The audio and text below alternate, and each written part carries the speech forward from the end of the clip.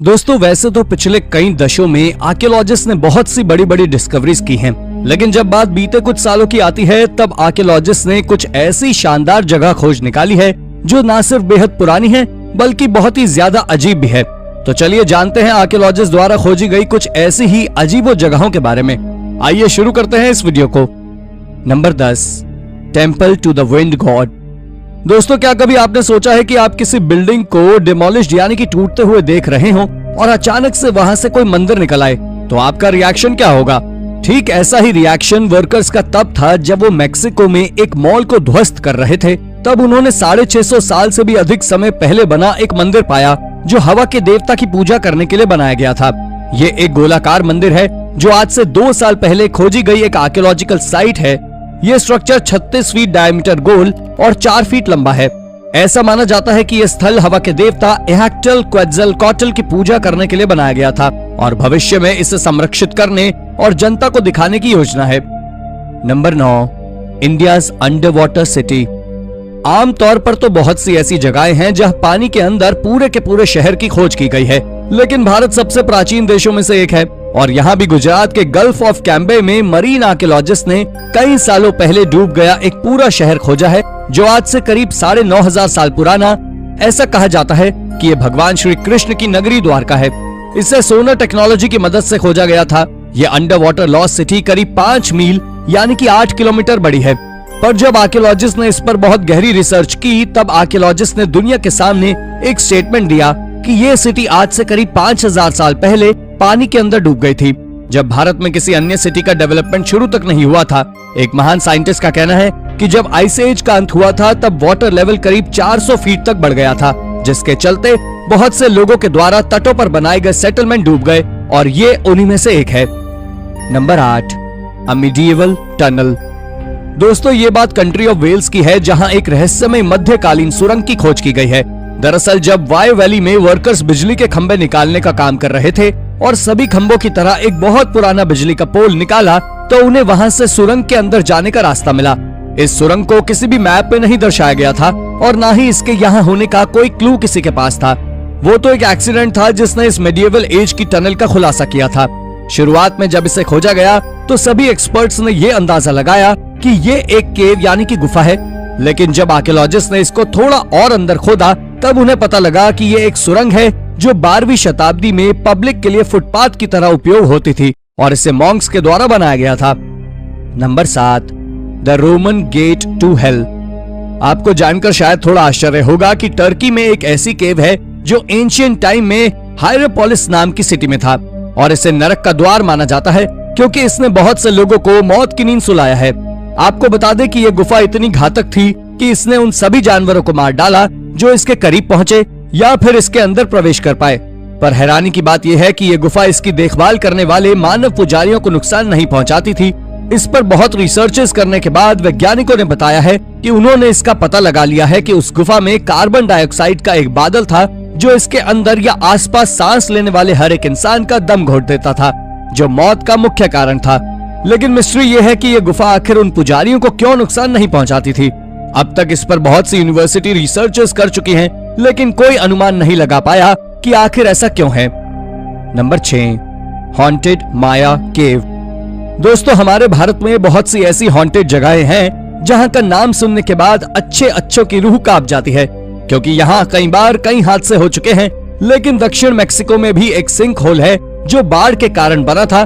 पर हैरानी की बात यह है कि आसपास के ग्रामीणों को इस सिंक होल से इतना ज्यादा डर लगता है कि वो इसके आसपास तक कहीं नहीं जाते। उनका मानना है कि प्राचीन माया ने भी उससे दूरी बना ली थी।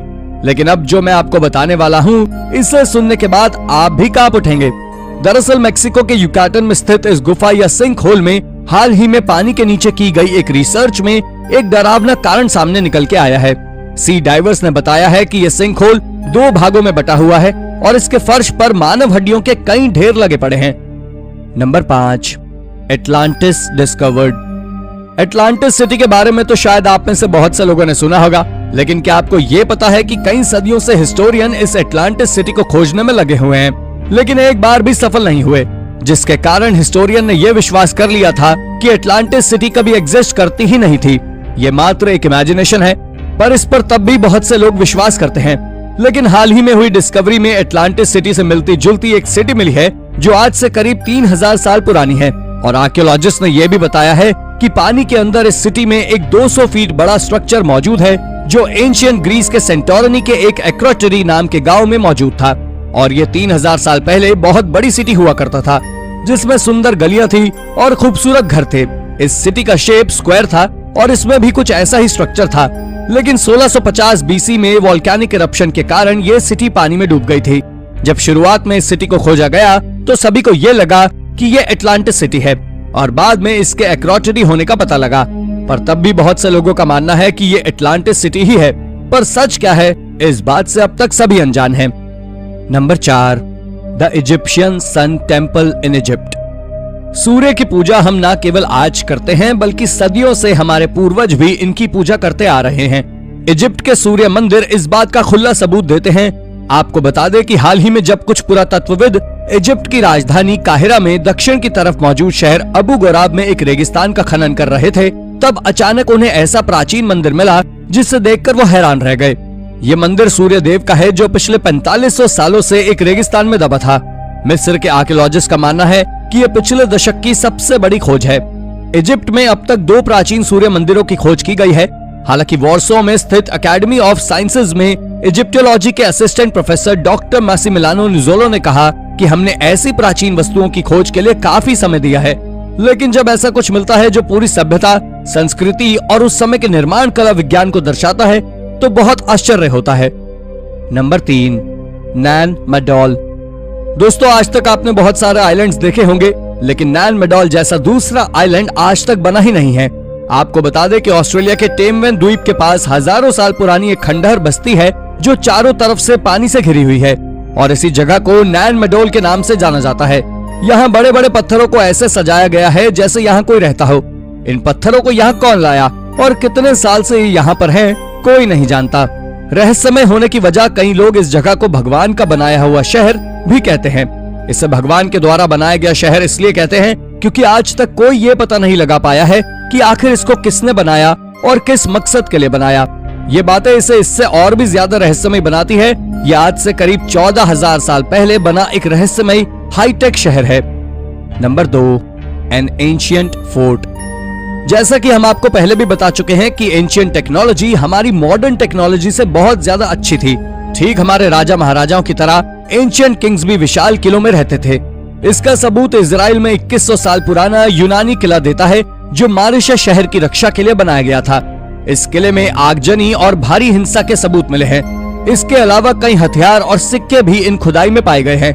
रिसर्चेस ये दिखाती हैं कि ईसा पूर्व 112 में ये मारिशा के नजदीक हस्मोनेंस और सेलुसिड के बीच हुई जंग का एक मजबूत सबूत है। ये किला 49 फुट चौड़ा और 49 फुट लंबा है। इस किले में 2 फ्लोर थे और 7 कमरे थे। इसमें एक सीढ़ी भी बनी हुई थी जो 16.4 फुट ऊंची थी। इसकी बाहरी दीवार 10 फुट चौड़ी थी। इसे बड़े बड़े पत्थरों से बनाया गया था। यह दुनिया में हुई सबसे अमेजिंग डिस्कवरीज में से एक है। Number 1, castle beneath the basketball court. दोस्तों, आपका रिएक्शन क्या होगा जब जहां आप बास्केटबॉल खेलते हैं उसके नीचे एक महल हो?